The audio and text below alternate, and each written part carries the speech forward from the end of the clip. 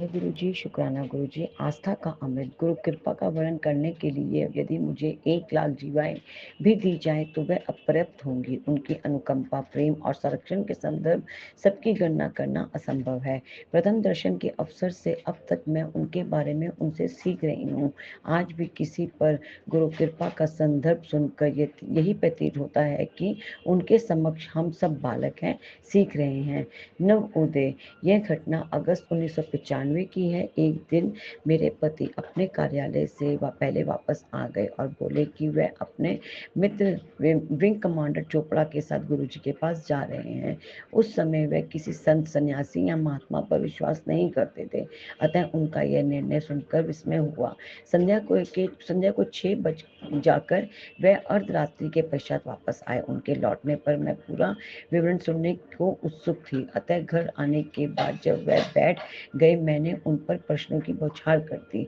क्या गुरुजी उपदेश देते हैं, भविष्य बताते हैं अथवा जीवन की दुविधाओं को दूर करने के लिए तंत्र या मंत्र देते हैं? मेरे पति का उत्तर मेरी आशा के प्रतिकूल था। थोड़े से शब्दों में उत्तर देते हुए उन्होंने कहा कि गुरुजी ऐसा कुछ नहीं करते हैं, उनके यहाँ पर गुरबानी के शब्द बजते हैं। उसके बाद हम सोने लगे और मैंने अपने पति का यह अनुभव एक बीती हुई घटना समझा। मेरा विचार था कि अगले दिन उन्हें पिछली संध्या की बात याद भी नहीं हो रहेगी।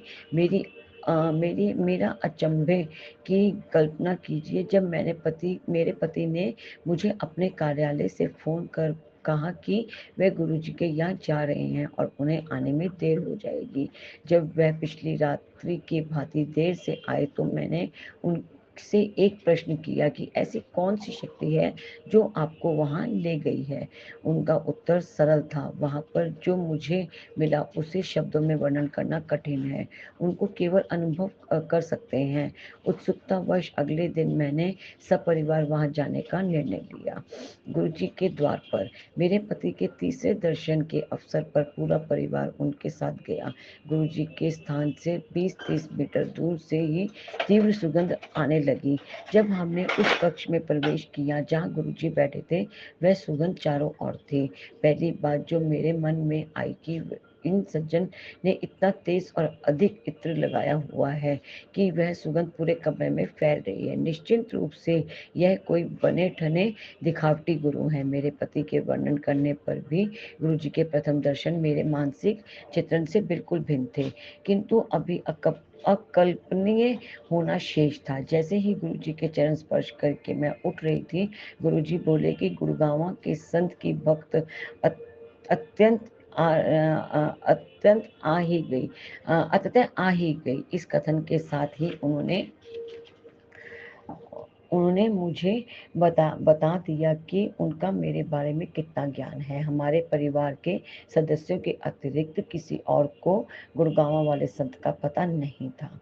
श्रद्धा की चुस्की, चाय प्रसाद। गुरुजी के यहाँ चाय पहला और कभी अंतिम पेय होता है।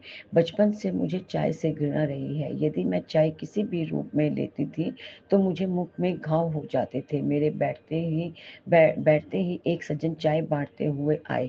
मैं दुविधा में थी कि प्रसाद को मना कैसे करूं। अचानक मैंने देखा कि वे आगे निकल गए।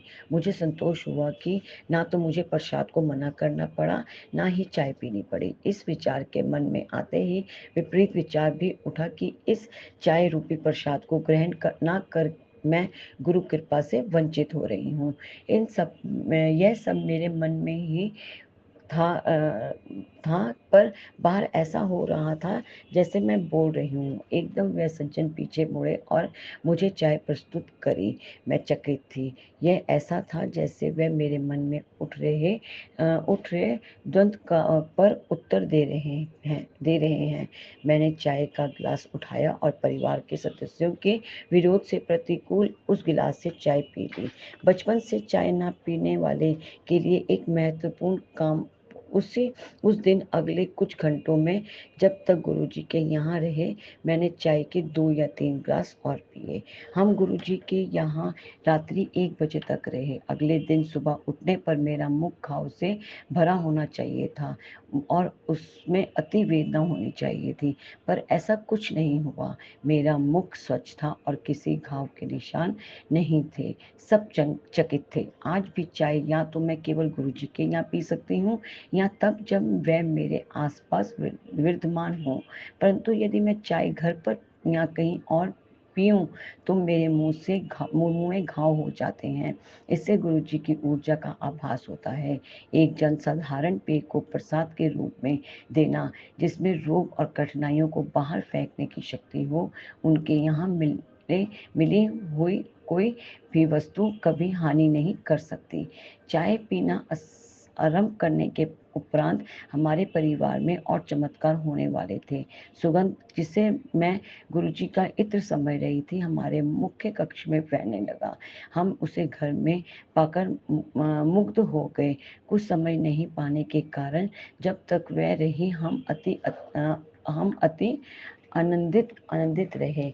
बाद में पता लगा कि वह तो गुरुजी की स्वाभाविक सुगंध है और जहाँ भी हो उनकी उपस्थिति का आभास देती है। गुरुजी की शरण में आने वाले दिन चमत्कारी रहे। सर्वशक्तिमान गुरुजी जीवन में सुख और दुख एक दूसरे के पर्याय हैं। सुख के समय आप सगे संबंधियों से घिरे रहते हैं, पर दुख के समय केवल गुरुजी आपकी सहायता कर सकते हैं। अन्य व्यक्ति चाहकर भी सहारा नहीं दे पाते, क्योंकि अक्सर परिस्थितियों को संभालने में वे उतने ही असमर्थ रहते हैं जितने स्वयं आप। केवल गुरुजी का निस्वार्थ समर्थन आपके साथ रहता है। अपने किए कर्मों से अच्छे और बुरे फल को भुगतने ही पड़ते हैं, परंतु गुरुजी के समक्ष प्रकृति भी निसहाय हो जाती है। गुरुजी के किसी भी अनुयायी के प्रतिकूल फल को या तो वे नष्ट कर देते हैं या किसी मात्रा में कम कर देते हैं। इसको साकार करने के लिए गुरुजी अपने भक्तों के कष्ट अपने पर अंतरित कर लेते हैं। मैंने अनुभव किया है कि कष्ट और पीड़ा दूर करने के लिए गुरुजी विभिन्न पद्धतियों का प्रयोग करते हैं। एक बार संगत में बैठे हुए मुझे सिर में तीव्र वेदना हो रही थी। यह इतनी अधिक थी कि मैं कुछ भी खाने पीने या सोचने में असमर्थ थी। अचानक गुरुजी से मुझे बुलाया और कहा कि उनके सिर में बहुत दर्द है और मुझे कुछ देर के लिए अपना माथा दबाने को कहा। यह करने के बाद मैं अपने स्थान पर वापस आकर बैठ गई और अचानक मुझे लगा कि मेरा सिर दर्द लुप्त हो गया है। अपना सिर दबाने को कहकर उन्होंने मेरी पीड़ा समाप्त कर दी थी। एक बार मुझे ज्वर ने घेर लिया था और वह कई दिन तक रहा। प्रशिक्षणों और औषधियों के उपरांत भी वह नहीं उतरा। फिर 2 सप्ताह तक तीव्र औषधियों के सेवन से वह कम हो तो हुआ, परंतु पुनः वापस आ गया। मेरे ज्वर का रूप अनोखा हो गया। दिन के समय तापमान सामान्य रहकर शाम को बढ़ जाता था। 4 सप्ताह तक ऐसा ही होता रहा। चिकित्सक कुछ नहीं कर पा रहे थे, क्योंकि प्रशिक्षणों के परिणाम अनिर्णायक थे। फिर एक दिन गुरुजी ने मेरे पति से इतने दिन संगत में मेरी अनुपस्थिति का कारण पूछा। गुरुजी को उत्तर देने पर उन्होंने 5 मिर्चों के प्रयोग की एक विधि बताई और उसके सेवन मात्र से मेरा 1 माह से अधिक अवधि से चला आ रहा ज्वर समाप्त हो गया। शन्य शन्य में पुनः स्वस्थ हो गई। मैं गुरुजी को एक बार और ज्वर से निकालने के लिए आभारी हूँ। यद्यपि मुझे हल्का ज्वर था, मेरे परिवार के साथ बड़े मंदिर जाने की योजना बनी, परंतु बड़े मंदिर पहुँचते पहुँचते मेरा ज्वर अत्यधिक बढ़ गया और मेरे लिए उठ पाना संभव नहीं था। उस दिन अचानक गुरुजी वहां आ गए और मेरे पति और संगत के एक अन्य सदस्य को ताजा नींबू के घोल बनाकर पिलाने को कहा। ज्वर ऐसे लुप्त हुआ जैसे कभी था ही नहीं। किसी के बताए बिना गुरुजी को मेरी अवस्था का ज्ञान था और उन्होंने तुरंत उपचार किया। ऐसा निस्वार्थ आलिंगन और देखभाल और कोई नहीं दे सकता। शब्द मात्र से गुरुजी द्वारा प्रयोग करने वाली वस्तुएं केवल संतावना के लिए होती हैं। ऐसा अक्सर देखा गया है कि वास्तव में गुरुजी को अलौकिक क्रियाओं के लिए इनकी आवश्यकता ही नहीं है। गुरुजी की शक्ति मात्र ही भक्त की समस्त समस्याओं का हल है। भौतिक वस्तुओं के प्रयोग से भक्त को केवल यह आभास होता है कि उसकी और गुरुजी का संपूर्ण ध्यान है। मेरे पैर के अंगूठे पर किसी कीड़े ने काट लिया था, फलस्वरूप वह सूज कर गया था और उसमें बहुत दर्द था। जब चिकित्सक द्वारा दी गई एक मलहम से कोई लाभ नहीं हुआ तो उसने एक साधारण शल्य क्रिया करने का सुझाव दिया। अचानक उसी दिन मेरे पति के बताए बिना गुरुजी ने मेरे पैर का हाल पूछा और वह पर्याप्त था। पैर की वेदना कम हो गई और उसमें कुछ लाभ हुआ। कुछ ही समय में उसके सब चिन्ह मिट गए। ऐसे हैं गुरुजी की क्षमता। इससे भी अधिक अचंभा हमें तब हुआ जब गुरुजी ने मुझे मधुमेह से मुक्त कर दिया। 1999 और 2000 में पता लगा कि मुझे यह रोग है। मधुमेह के बारे में संविदित है कि इसकी कोई चिकित्सा नहीं है, इसकी केवल इसे केवल सीमाबंधित किया जा सकता है। किंतु गुरुजी ने मुझे इस रोग से भी मुक्त कर दिया। कुछ ही मास में बिना औषधियों के केवल गुरुजी की कृपा से मुझे इस रोग से मुक्ति मिल गई। गुरुजी के सारे ढंग से कहे गए शब्दों का अर्थ भी अति गुण होता है। वास्तव में वे ब्रह्म के लिए आदेश होते हैं और यदि उनके शब्दों का पालन नहीं किया जाए तो फल अप्रिय हो सकता है। जब हमने गुरुजी के पास आना आरंभ किया तो गुरुजी ने मेरे पति को सप्ताह में 3 बार सोमवार, बुधवार और शुक्रवार को आने को कहा।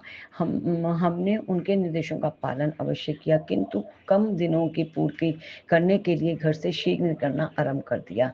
एक दिन जब हम 6 बजे ही पहुंच गए तो गुरुजी ने सत्संग के निर्धारित समय बजे आने को कहा। आश्चर्यजनक रूप से उसके पश्चात ऐसा होने लगा कि हम वहां 8 बजे ही पहुंच पाते थे। एक बार हम घर से 6:30 बजे निकल पड़े, परंतु उस दिन वह 25 किलोमीटर का मार्ग इतना व्यस्त मिला कि हम 8 बजे ही पहुंच पाए। अचंभे की बात है कि घर से 7:30 बजे निकलने पर भी हम 8 बजे पहुंच जाते थे। लंगर से कृपा। हमारी मनोवृत्ति अनेक बार हमें ऐसी अनुभव करा देती है कि बाद में मूर्खतापूर्ण कर्म लगते हैं। एक बार मैंने ऐसा उपवास रखा हुआ था जिसमें अन्न निषेध था। उस दिन मैं मात्र फलाहार ले सकती थी। जब हम गुरुजी की संगत में पहुंचे तो मैंने निश्चय किया कि मैं लंगर नहीं करूंगी क्योंकि उसमें रोटी होती है। मुझे आशा थी कि कोई इस पर ध्यान नहीं देगा। उस दिन 2000 से अधिक श्रद्धालु थे और लंगर के 6 चक्र हुए थे, परंतु गुरुजी को इसका ज्ञान हो गया था और उन्होंने मुझे अंतिम चक्र में लंगर खाने को कहा। व्रत के नियम की अवहेलना नहीं करने की इच्छा से मैं प्रथम तल पर जाकर बैठ गई। उन दिनों एम्पायर स्टेट में संगत नीचे होती थी और लंगर प्रथम तल पर दिया जाता था। मैंने निश्चय किया था कि एक कोने में बैठी रहूंगी और लंगर की समाप्ति पर नीचे आ जाऊंगी। इस प्रकार मैंने 2 अपराध किए थे। प्रथम गुरुजी के निर्देश की अवहेलना करने का और दूसरा उनको धोखा देने का प्रयास। नीचे आने पर गुरुजी ने मुझे घूर कर देखा और किसी को संगत में बांटने के लिए मिठाई लाने का आदेश दिया। उन्होंने प्रसाद बांटना आरंभ किया और मेरी बारी आने पर मुझे दूसरों की उपेक्षा दुगनी मात्रा में प्रसाद दिया। जैसे लंगर ना खाने के कारण वे मुझे उतना ही फल देना चाहते हैं। घर पहुंचने पर जब मैंने पूरे घटनाक्रम का पुनर्वलोकन किया तो मुझे अपनी भूल का आभास हुआ। गुरुजी का आदेश स्पष्ट था, लंगर करना आवश्यक है। लंगर की अवमानना करने से गुरुजी की कृपा अधूरी है। बाद में मैंने यह जाना कि प्रसाद गुरुजी के आशीर्वाद का माध्यम है, उनके भौतिक स्वरूप का कोई अर्थ नहीं है, किंतु जब भी वह मिले उसे दोनों हाथों से श्रद्धापूर्वक तुरंत ग्रहण करना चाहिए, जिससे यह अवसर निकल नहीं जाए। गुरुजी, ट्रक और हमारी कार के बीच में। मैं और मेरे पति न्योरा से अपनी कार में संगत के लिए जा रहे थे। एक चौराहे पर आगमन इतना अधिक था कि तीसरी बार लाल बत्ती हो गई। हम उस समय सबसे आगे थे। जैसे ही वह हरी हुई, मेरे पति ने कार तेजी से आगे बढ़ा दी। हमारे सामने एक उच्च आकार का ट्रक आगे बढ़ा, किंतु तुरंत ही एक साइकिल सवार के गिर जाने के कारण रुक गया। मेरे पति के पास इतना अवसर नहीं था कि वह रुक सके और दुर्घटना निश्चित थी। अचानक मैंने कार के सामने गुरुजी को देखा और मैं चिल्लाई, गुरुजी! हमें होश में आने में कुछ समय लगा।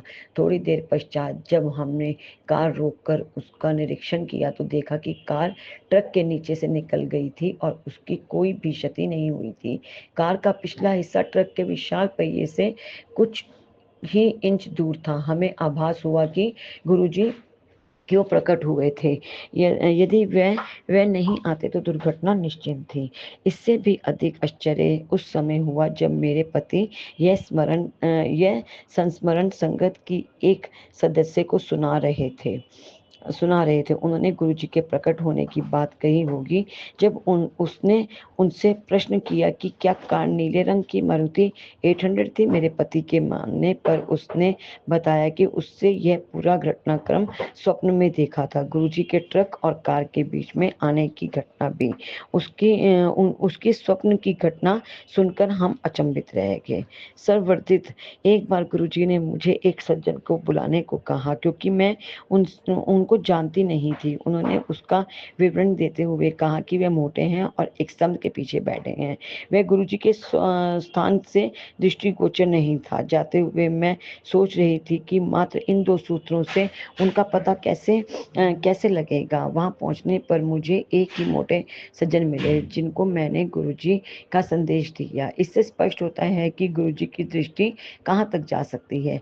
यदि गुरुजी चाहे तो वह आप का भूत बता सकते हैं। वर्तमान में इस समय पृथ्वी पर कहाँ क्या हो रहा है और भविष्य में क्या होगा, इन सब का वृत्तांत दे सकते हैं। जब मेरे बच्चे एक पुत्र एवं एक पुत्री स्कूल में ही थे, गुरुजी ने एक दिन बातों बातों में कह दिया था कि वह सीमेंस में कार्यरत होंगे। उस समय इस कथन पर विश्वास करना कठिन था, परंतु 6 वर्ष पश्चात ऐसा ही हुआ। इसी प्रकार गुरुजी ने 2000 में मुझे बताया कि मेरी बेटी का विवाह 2005 में होगा और उसका विवाह वास्तव में 30 अप्रैल 2005 को हुआ। शिवलोक के अनुभव। गुरुजी द्वारा निर्मित बड़े मंदिर विशेष स्थल है। राजधानी के एक छोर पर यहाँ के पवित्र पावन वातावरण में विश्व की सब समस्याएं भूल जाते हैं। यहाँ पर मैं गुरुजी की अनुपस्थिति में थी, चाहे कितनी चाय पी सकती हूँ। यह मंदिर में उपस्थित अदृष्ट शक्ति का एक अति सूक्ष्म सूचक है। भले ही किसी को यहाँ पर अपने अनुभव का विश्वास नहीं हुआ हो, मुझे यहाँ पर सदा एक अलौकिक शक्ति की उपस्थिति का आभास होता है। एक बार मैं अपने परिवार सहित बड़े मंदिर सामान्यतः वहां पहुंचकर हमारे परिवार का प्रत्येक सदस्य स्वेच्छा से मंदिर में घूमता है। उस दिन दोपहर से थोड़ा पहले वहां पहुंचकर गुरुजी के कक्ष की स्वच्छता देखने गई। उस कक्ष में शिव की एक अति सुंदर प्रतिमा है, जिसमें वह आशीर्वाद देने की मुद्रा में आसीन है। हम उस प्रतिभा को सदा देखते आए थे। उस दिन जब मैंने वह प्रतिभा देखी तो मैंने अंदर सिरहन दौड़ गई। प्रतिभा का मुख 60% दाहिने को मुड़ा हुआ था। मैंने मंदिर में सब उपस्थित लोगों को यह दिखाया और यह देखकर सब मेरी तरह ही अचंभित हुए। आश्चर्यजनक रूप से जैसे दिन बीत गया, मुख अपनी सामान्य आकृति में आ गया और शाम होते होते उसे पुनः सामने की मुद्रा ले ली थी। 2006 की होली भी सदा स्मरण रहेगी। उस दिन प्रातः जब हम मंदिर में पहुंचे तो प्रत्येक ने कोई सेवा करनी आरंभ कर दी। मैं अपनी पड़ोसन संगीता के साथ हॉल में स्थित शिव प्रतिभा को चमकाने में लग गई। प्रतिभा को साफ करने के लिए ब्रासों रगड़ने के पश्चात संगीता को उसे एक अन्य कपड़े से चमकाना था। मैं ऊपरी भाग साफ कर चुकी थी और उस पर अंतिम सफाई करनी शेष थी। संगीता ने सफाई आरंभ ही करी थी जब उसने मुझे दिखाया कि शिव के गले में लिपटे हुए नाग के बीच में रंग लगा हुआ है, क्योंकि मैं उस भाग को साफ कर चुकी थी। मैंने उसे पुनः ध्यान से देखा, वहाँ पर रंग वास्तव में था। मैंने मंदिर में सब उपस्थित लोगों को इस चमत्कार का दर्शन करने के लिए बुलाया। उस दिन मंदिर में दर्शन करने वाले प्रत्येक भक्त ने स्वयं समय समय पर रंग का बदलता रूप देखा। यह सब प्रसंग गुरु जी की अभूतपूर्व प्रतिभा के संकेत मात्र हैं, किंतु वास्तव में वे इन सब से सीमित नहीं है। सीमित नहीं है। उनकी अपार क्षमता हम साधारण मानव के लिए समझ पाना सहज नहीं है। हाथ जोड़ नतमस्तक होकर मैं आभार प्रकट करती हूँ और उससे विनम्र निवेदन करती हूँ कि पूरी संगत पर सदा अपनी कृपा बनाए रखें। जय गुरु जी संगत जी।